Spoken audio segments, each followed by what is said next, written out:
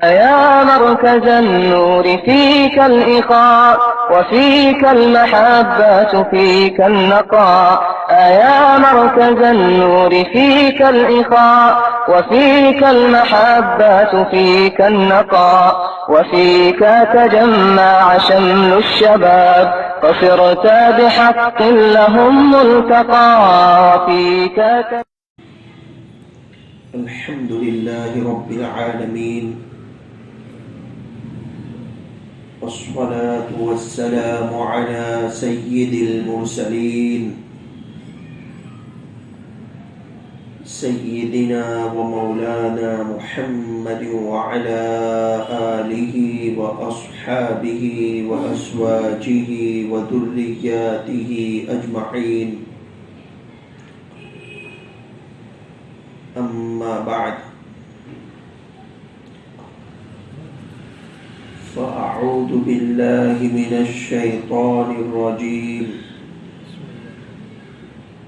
بسم الله الرحمن الرحيم واستعينوا بالصبر والصلاة وإنها لكبيرة إلا على الخاشعين صدق اللہ العظیم. اور صبر اور نماز سے مدد حاصل کرو. نماز بھاری ضرور معلوم ہوتی ہے مگر ان لوگوں کو نہیں جو خشوع سے پڑھتے ہیں، یعنی دھیان اور عاجزی سے پڑھتے ہیں.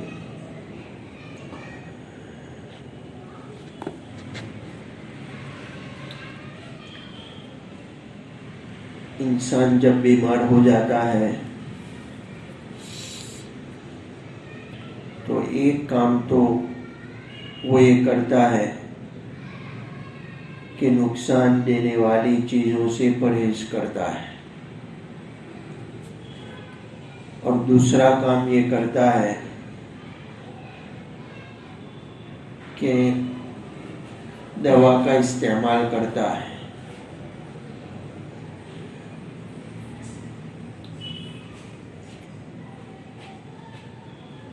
باطنی بیماریوں میں جب انسان مبتلا ہوتا ہے اس کے لیے صبر بمنزلہ پرہیز کے، اور دوا بتلائی کہ انسان نماز کی پابندی کرے، خشوع کے ساتھ، دھیان کے ساتھ، عاجزی کے ساتھ نماز قائم کرے.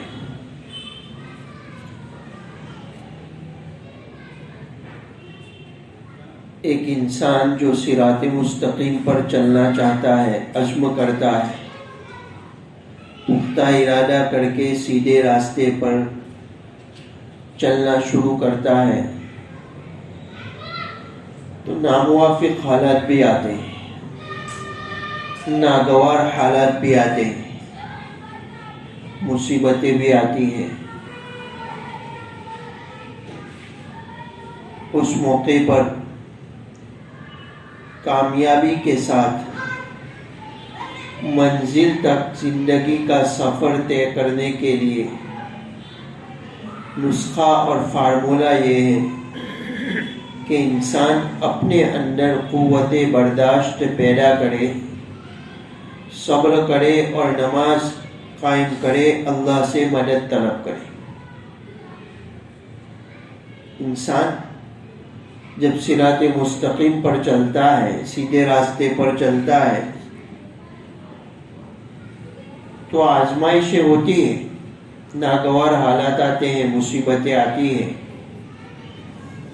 اس موقع پر کامیابی کے ساتھ منزل تک زندگی کا سفر طے کرنے کا فارمولہ یہ ہے کہ انسان قوت برداشت پیدا کرے، برداشت کی سختی، قوت پیدا کرے، صبر کرے اور نماز قائم کرے، اللہ سے مدد طلب کرے.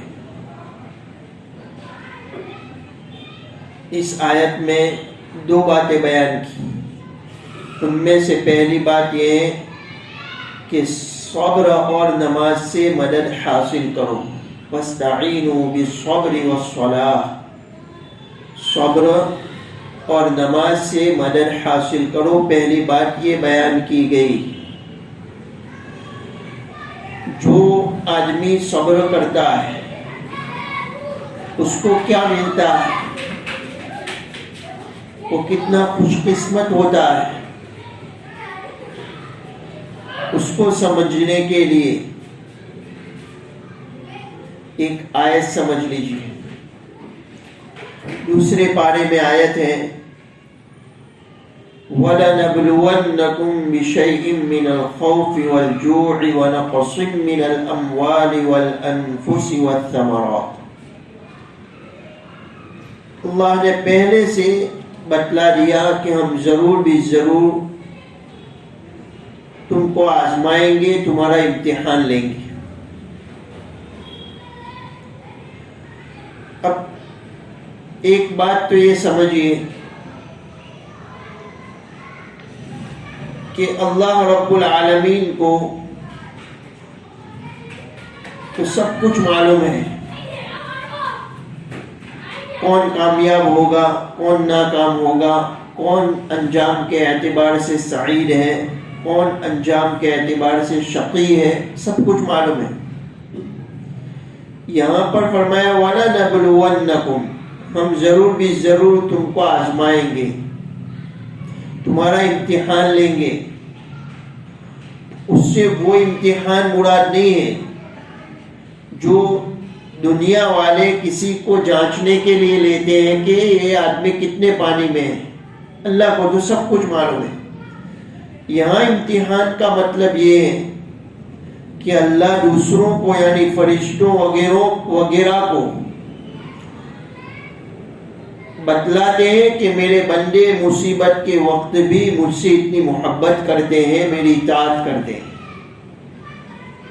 امتحان کا مطلب اور امتحان سے مراد یہ ہے کہ اللہ دوسروں کو فرشتوں وغیرہ کو یہ بتلاتے ہیں کہ میرے بندے مصیبت کے وقت بھی مجھ سے محبت کرتے ہیں، میری اطاعت کرتے ہیں.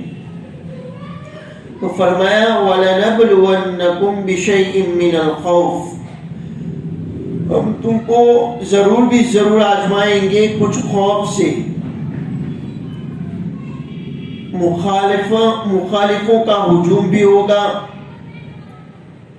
دشمنوں کا خوف بھی پہنچے گا.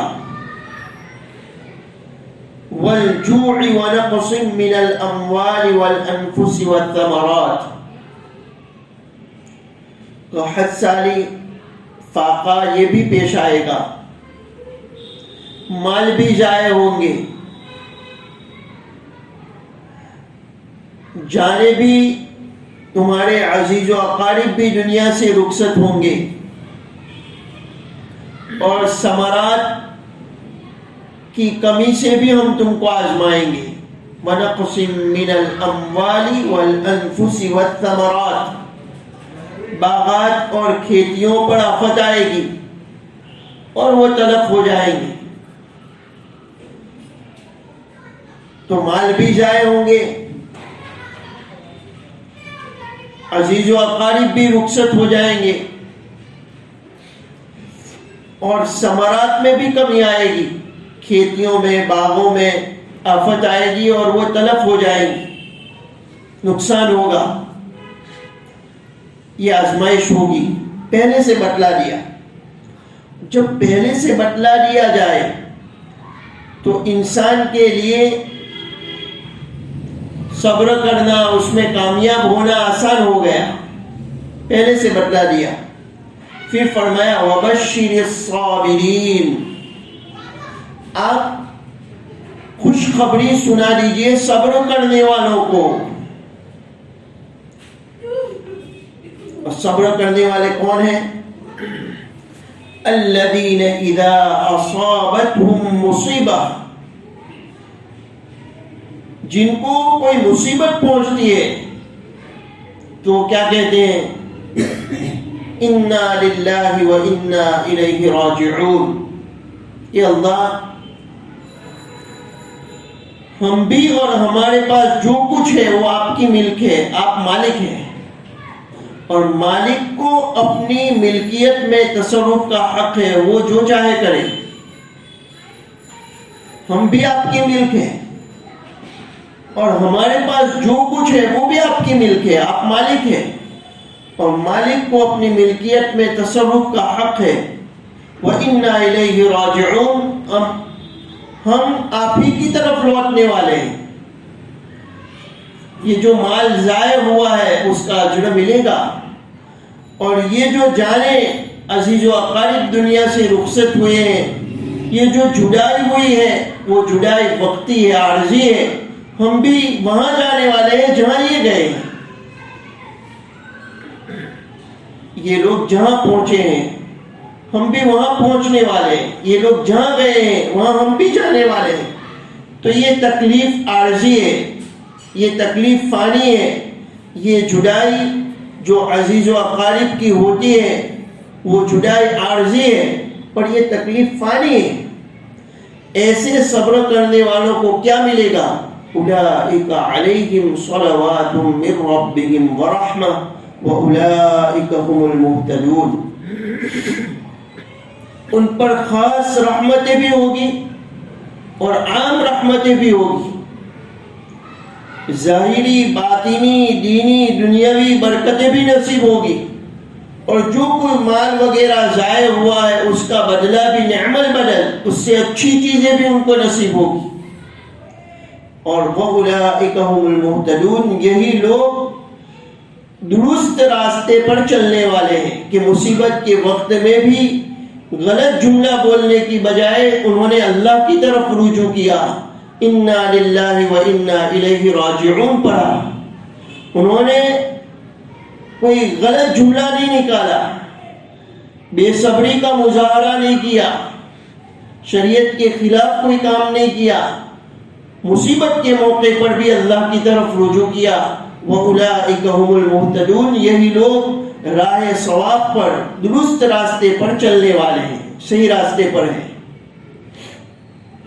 یہ صبر کرنے والوں کو کیا ملتا ہے اس کو سمجھانے کے لیے اس آیت کا مختصر مطلب میں نے سمجھایا۔ اب صبر کے متعلق اس آیت میں جو فرمایا وَاسْتَعِينُوا بِالصَّبْرِ وَالصَّلَاةِ، اور صبر اور نماز سے مدد حاصل کرو، تو صبر کے متعلق مختصر کچھ اہم باتیں سن لیجیے۔ صبر ایک ایسی عبادت ہے جس کی انسان کو ہر وقت ضرورت پڑتی ہے۔ صبر ایسی عبادت ہے جس کی انسان کو ہر وقت ضرورت پڑتی ہے۔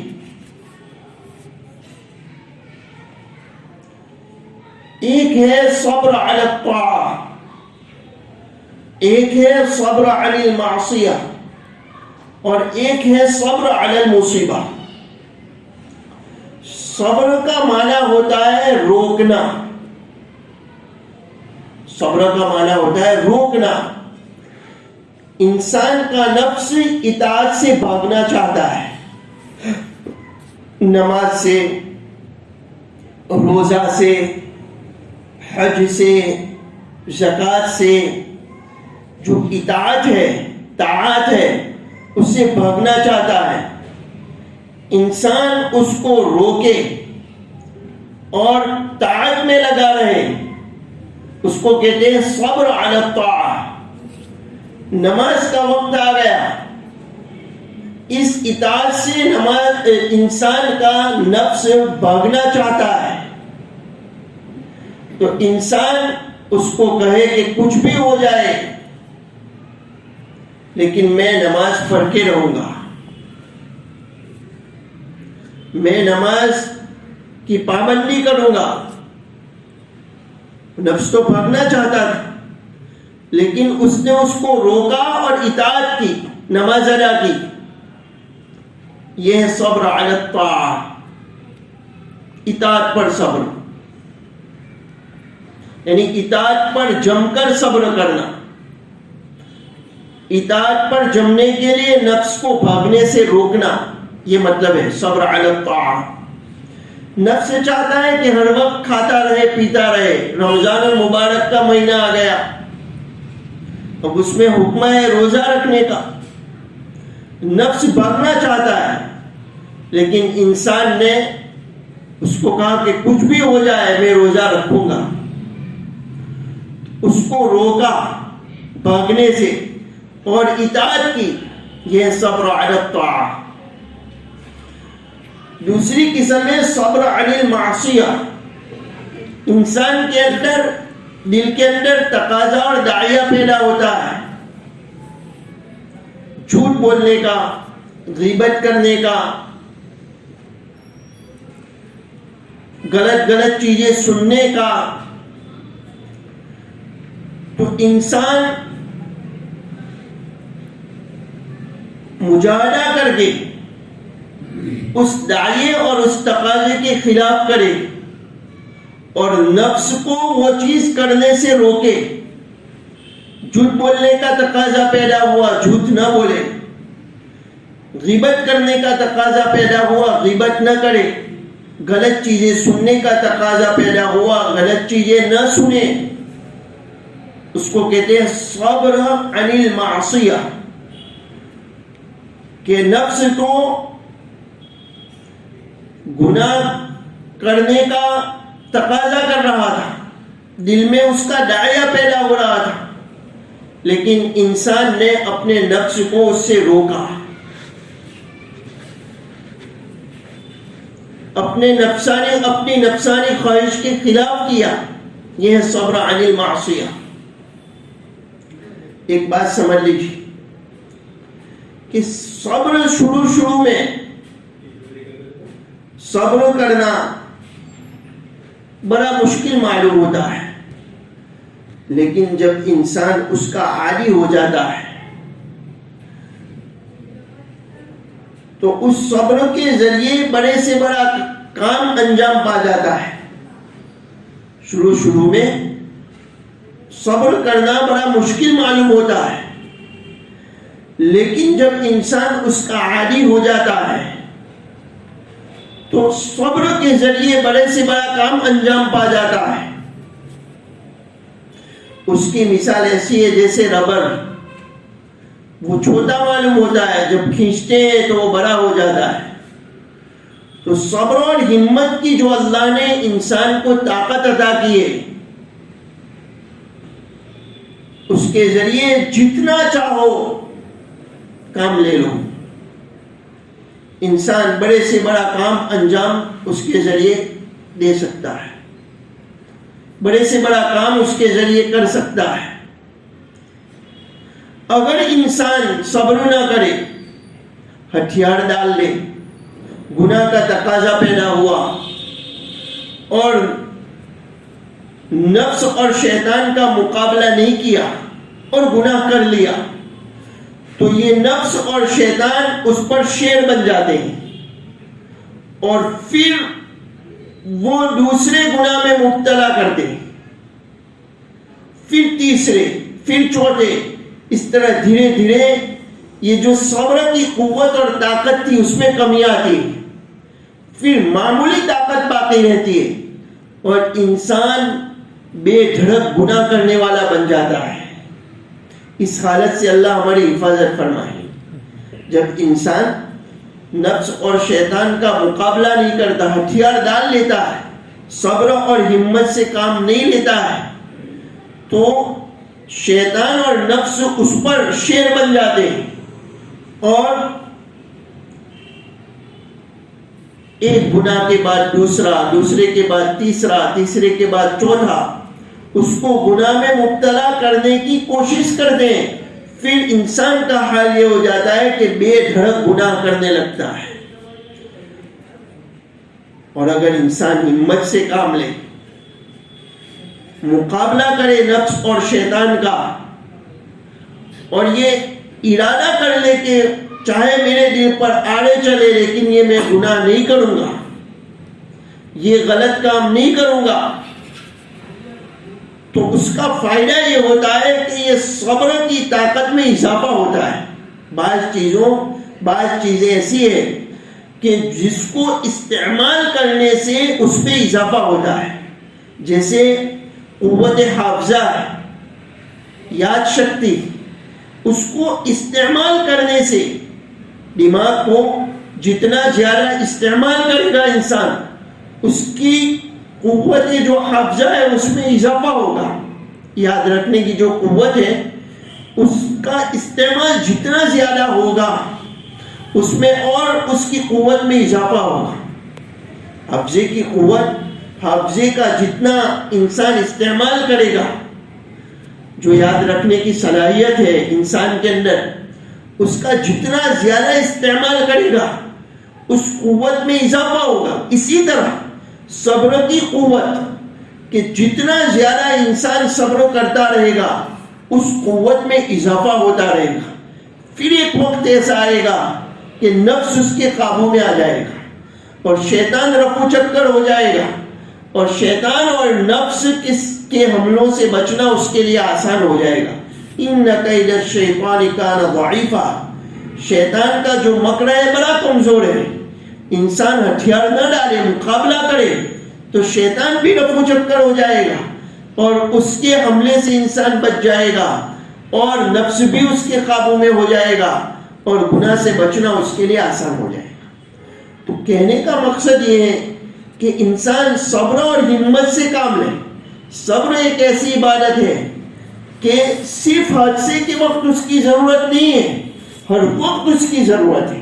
انسان نفس سے مقابلہ کرتا رہے، صبر کرتا رہے تو اس کی قوت میں بڑھوتری ہوگی، زیادتی ہوگی. جیسے حافظے کا انسان استعمال کرتا ہے تو اس کی قوت میں اضافہ ہوتا رہتا ہے، بڑھتی رہتی ہے. اس طرح صبر کا انسان صبر کرتا رہتا ہے تو اس قوت میں بھی جو اللہ نے صبر کی قوت عطا کی ہے، صبر کرنے کی طاقت عطا کی ہے، اس میں اضافہ ہوتا رہے گا اور پھر شیطان اور نفس کا مقابلہ کرنا اس کے لیے آسان ہو جائے گا. صبر کی تیسری قسم، دو قسمیں میں نے بتلائی، صبر علی الطاعہ، صبر علی المعصیہ.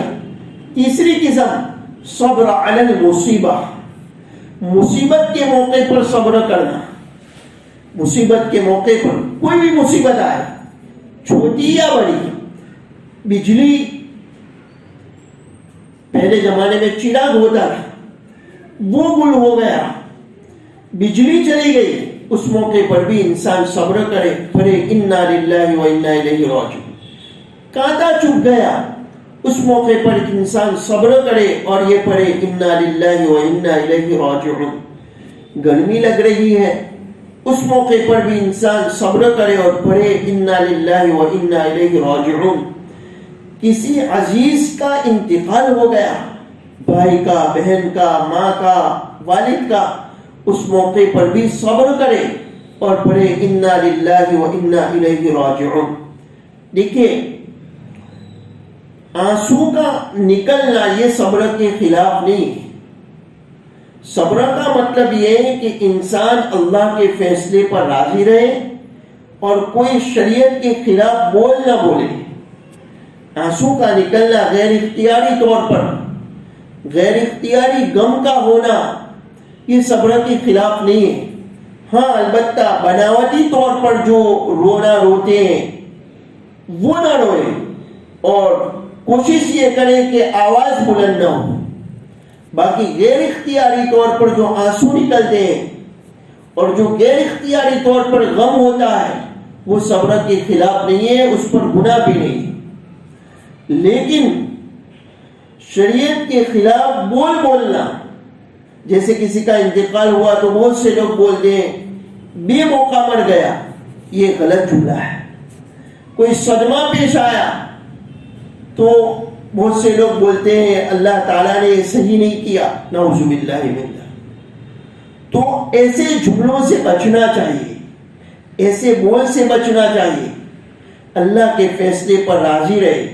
ہماری عقل محدود ہے، لیمیٹیڈ ہے. اللہ رب العالمین کائنات کا نظام اس کے قبضے قدرت میں ہے اور اس کی قدرت کاملہ اور حکمت بالغہ اس نظام میں کار فرما ہے. اس نظام میں اس کی قدرت کاملہ اور حکمت بالغہ کار فرمائے، ہماری نفسانی خواہش کے مطابق اس نظام کو اللہ چلا دے تو زمین اور آسمان کا نظام کبھی کا ختم ہو جاتا۔ اگر ہماری نفسانی خواہش کے مطابق اس نظام کو اللہ چلا دے تو زمین اور آسمان کا نظام کبھی کا ختم ہو جاتا۔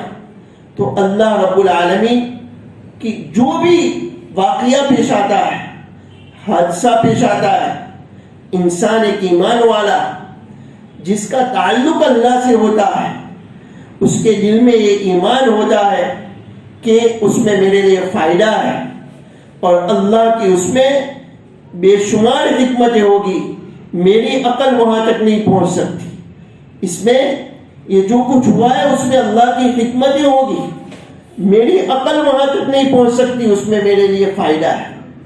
اب بہت سے لوگوں کی سمجھ میں نہیں آتا ہے کہ یہ کیسے جمع کیا جا سکتا ہے کہ ایک انسان صدمے کا اظہار بھی کرے اور اللہ کے فیصلے پر راضی بھی رہے، ان دونوں چیزوں کو جمع کیسے کرے؟ تو حضرت تھانوی رحمت اللہ علیہ نے ایک مثال سے سمجھایا کہ ایک آدمی جس کا آپریشن ہوتا ہے اور ڈاکٹر آپریشن کرتا ہے تو اس کو تکلیف بھی ہوتی ہے اور ساتھ ساتھ وہ یہ بھی سمجھتا ہے کہ یہ ڈاکٹر جو کچھ کر رہا ہے میرے فائدے کے لیے کر رہا ہے، وہ ڈاکٹر کو فیس بھی دیتا ہے، وہ ڈاکٹر کی خوشامد بھی کرتا ہے کہ جلدی سے میرا آپریشن کر دیجیے، اگرچہ اس کو تکلیف پہنچ رہی ہے لیکن وہ اس بات کو تسلیم کرتا ہے کہ ڈاکٹر میرا دشمن نہیں ہے، وہ میرے فائدے کے لیے کر رہا ہے۔ تو اس مثال کے ذریعے حضرت تھانوی رحمت اللہ علیہ نے یہ بات سمجھانے کی کوشش کی کہ ایک مسلمان کو کوئی تکلیف اور مصیبت پہنچے تو ایک طبعی غم، غیر اختیاری غم وہ تو ہوتا ہے، اس پر کوئی پکڑ اور مواخذہ نہیں، لیکن اس کے ساتھ ساتھ یہ یقین بھی ہونا چاہیے کہ اس مصیبت میں میرے لیے فائدہ ہے، اللہ رب العالمین کی بے شمار حکمتیں اس میں ہے اور اللہ کا فیصلہ، اللہ کی مشیت، یہ کوئی بھی اللہ کا فیصلہ حکمت سے خالی نہیں ہے، اللہ کا فیصلہ برحق ہے، میرے لیے اس میں فائدہ ہے، میں اللہ کے فیصلے پر راضی ہوں، یہ یقین بھی کرے اور ساتھ ساتھ زبان سے کوئی غلط جملہ بھی نہ بولے، تو یہ دونوں چیزیں جمع ہو سکتی ہیں۔ تو پہلی چیز وَاسْتَعِينُوا بِالصَّبْرِ وَالصَّلَاةِ، اس آیت میں ایک بات تو یہ بیان ہوئی کہ صبر اور نماز سے مدد حاصل کرو۔ صبر کسے کہتے ہیں؟ صبر کی کتنی قسمیں ہیں؟ صبر کا کیا فائدہ ہے؟ اور غیر اختیاری رونا اور غیر اختیاری طور پر جو غم ہوتا ہے طبعی، وہ صبر کے خلاف نہیں ہے، اس کی تفصیل میں نے عرض کی۔ اللہ رب العالمین اس پر عمل کرنے کی توفیق عطا فرمائے، اللہ رب العالمین ہمارا جمع ہونا قبول فرمائے، اور دنیا کے اندر جو مختلف قسم کے حالات آتے رہتے ہیں، اجتماعی طور پر بھی، انفرادی طور پر بھی، پوری امت مسلمات پر بھی صدمات کے مواقع آتے رہتے ہیں، اس موقع پر بھی غلط جملے بولنے کے بجائے انسان اپنی غلطی کو تلاش کرے کہ میرے اندر کیا کمی ہے، میرے اندر کیا کوتاہی ہے، اور اللہ کی طرف رجوع کرنے کی کوشش کرے، فکر کرے، اپنی اصلاح کی فکر کرے، غلط جملے بولنے کے بجائے۔ اللہ ہمیں دنیا اور آخرت میں سرخروئی نصیب فرمائے، کامیابی نصیب فرمائے، ان آیات پر عمل کی توفیق عطا فرمائے۔ یہ جو فرمایا وَاسْتَعِينُوا بِالصَّبْرِ وَالصَّلَاةِ، ہر موقع پر یہ صبر کی عبادت کی ضرورت ہوتی ہے، اس کو مد نظر رکھتے ہوئے ہمیں اپنے اندر قوت برداشت پیدا کرنے کی اللہ توفیق عطا فرمائے، عافیت عطا فرمائے۔ ہمیں کوئی تکلیف مانگنی نہیں ہے، لیکن اگر دنیا میں تکلیف آ جائے تو اس موقع پر ہم اللہ کی طرف رجوع کریں اور شریعت کے خلاف کوئی کام نہ کریں، فرائض کو ترک نہ کریں، گناہوں میں اضافہ نہ کریں، بلکہ گناہ چھوڑنے کی پوری کوشش کریں اور فرائض واجبات سنن اطاعت کی طرف اور زیادہ متوجہ ہونے کی اور زیادہ اطاعت کرنے کی فکر اور کوشش کریں. اللہ ہمارا یہ جمع ہونا قبول فرمائے. سبحان اللہ و بحمدہ سبحانک اللہم و بحمدک ونشہد ان لا الہ الا انت نستغفرک ونتوب الیک.